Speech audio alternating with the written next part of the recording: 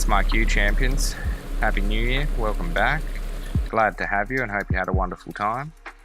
So we're just having a look at me setting up a little mini hive here, which is standard practice for the start of KVK on my part.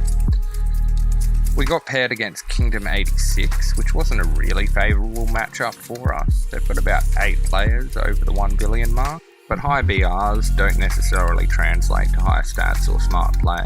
So TARDIS is just doing a little check here to see what we can expect from them. I'd say are okay for the most part. Had the stats to back up those BRs. There wasn't a lot of soft targets in and amongst them. The hit didn't go so well, but not so badly either, considering the troop differential. Once we established that and had a few reports from them, we fell back to our standard plan for KVK, one of our preferred tactics anyway. Great city holding from a centralised mini hive. It's something we do pretty well by this stage. We've done quite a lot of it, and for the most part we play blank castles. Even our higher powers and rally leaders can fairly well zero out, especially using a 75% march. I think this style of play and this tactic is maybe underutilised. I see a lot doing it, don't get me wrong, but comparative to how many alliances are in each kingdom battle, I don't see it happening as much as I would expect. It does take some resources and some speed ups, and there is risk involved. You can't dodge every hit. You know, if you're going to get hit 100 times as a blank castle, you're probably going to get caught out a few of those times. Provided you're keeping yourself with a free hospital and being aware of your marches, you can really minimise your losses or mitigate the damage done to you. So just because you're going up against these high BRs and sitting in great cities doesn't mean you have to take the hits. You'll see a lot of the time when they do rally or attempt solo hits, or even on the great cities at different times, we'll abandon before we take the hit. Now, obviously it'd be nice to be able to take the hit and hold the castle, but even if you can, it's not always worth doing so. You can always rally back with the counter rather than being countered, or you can take another great city. It's the benefit of having a centralised location also. So when they knock us out of one, we can always go straight into another. And depending on their patience levels, they may just get sort of frustrated by this and not bother. If they know that you're just going to take the city back every time they knock you out, they either have to knock you out of all of them or none of them. And it's why I like to test this early in the piece, because not all large BRs are going to put an emphasis on castle holding. Some of them get caught up in the hunt and just want to hit anything they can find. So to Rock's credit, they really played this one smart. They made sure we weren't racking up the points without challenge. And it also meant, of course, that they could attempt to hit us on return. In a situation where they can solo most of our castles, this isn't a bad thing for them at all. Apart from the fact that we're fairly well versed from this, and for the most part will avoid the deaths at least, if not the wounded. So you can see here somebody's come in and hit me well ahead of time, which has given me the opportunity to speed back and then hide my own troops. So 0 hit once again. Of course, as I've said, you're going to take some hits occasionally, but that's part of the game and it's part of the fun, especially when you've got this many whales around. It can get a bit much to keep your head around what's going on. So you can sort of see the chaos unfolding here. Prevail took a couple of hits, which was unfortunate, but she's not totally blank castle at this point, so it was always going to be a risk. And this sort of illustrates why, if you're going to play this tactic or this style, then you sort of have to be set up to do so. Either that, or you have to be prepared to take some hits occasionally. Now, Prevail lost T1s for the most part there, so the rebuild on that's not going to be too painful. TARDIS is taking a rally here.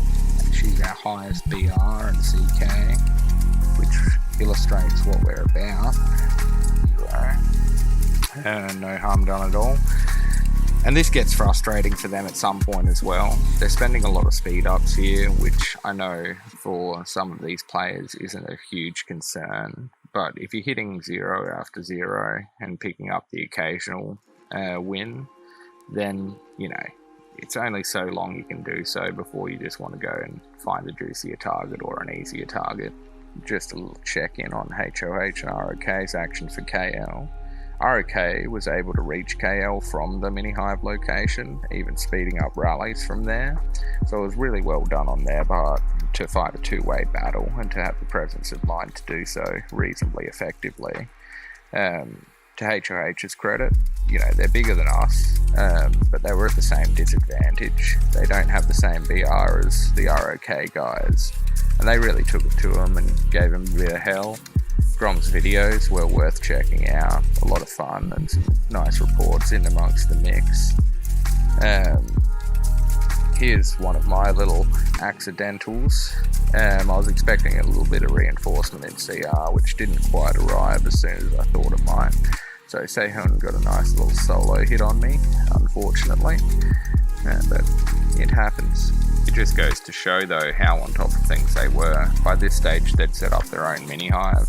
Same advantages to our own, but much larger. So we were still attempting to hold cities. This was sort of round 2. They weren't giving us a lot of time to reinforce or to hide troops when unbubbling. Everyone really had to be on their toes for it. And a couple of us took some hits in this period. Huaisong was coming in with some pretty lightning fast solo hits. But just an update there, 3 hours in, we were still in the lead.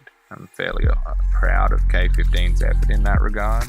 We didn't just roll over once we saw the high BRs. So Guru takes a little bit of a hit here, just a coupler, and gets his second march and third march out before the second hit comes in.